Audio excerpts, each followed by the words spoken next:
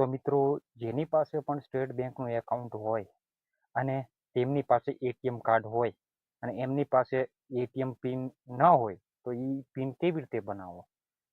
ધારો કે હું છું, મારી પાસે સ્ટેટ બેંક ઓફ ઇન્ડિયાનું એકાઉન્ટ છે અને એટીએમ મારી પાસે છે પણ એનો પિન નથી મારી પાસે. તો તો ઈ પિન મારે બનાવવો હોય અને બેંકે મારે ન જવું હોય તો આપણે આજના વિડીયોમાં જોશું કે આપણે બેંકે જવાની જરૂર નથી.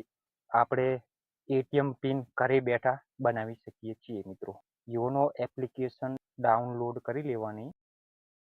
યોનો એપ્લિકેશન ઓપન કરી દેવાનું. તે પછી આ રીતનું ઇન્ટરફેસ આવશે. પાસવર્ડ નાખી તે પછી આ રીતનું ડેશબોર્ડ ખુલી જશે. તો જે એકાઉન્ટ લખેલું છે ને તેના ઉપર ટેપ કરશું. આપણું એકાઉન્ટ છે તો જોઈ શકો કે અહીંયા મારું બેલેન્સ છે, બરાબર. તો અહીંયા ફીચર આપેલા છે તો અહીંયા સ્ક્રોલ કરજો. આ રીતનું માય ડેબિટ કાર્ડ ઉપર ક્લિક કરવાનું રહેશે.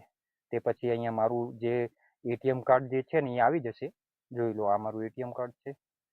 તો મિત્રો, ત્રીજા નંબરનું જે સેટ એટીએમ પિન લખેલું છે ને તેના ઉપર ટેપ કરશું. પછી did you receive the debit card ઉપર ક્લિક કરશું. તે પછી આ રીતનું ઇન્ટરફેસ આવશે.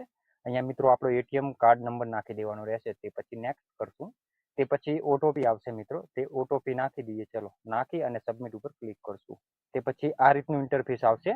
અહીંયા એન્ટર ન્યૂ પિન. તો અહીંયા તમને જે યાદ રહે ને તે રીતનો પિન નાખી દેવાનો. તે પછી એક ઓટોપી આવશે. ઓટોપી નાખીને સબમિટ ઉપર ક્લિક કરશું. તો આપણે એટીએમ પિન બની ગયો છે. જો મિત્રો, તો આ રીતનું તમે સ્ટેપ બાય સ્ટેપ રીતનું પ્રોસેસ કરશો ને એટલે તમારો પિન જનરેટ થઈ જશે. તમારે બેંકે જવાની જરૂર નથી એટીએમ પિન માટે.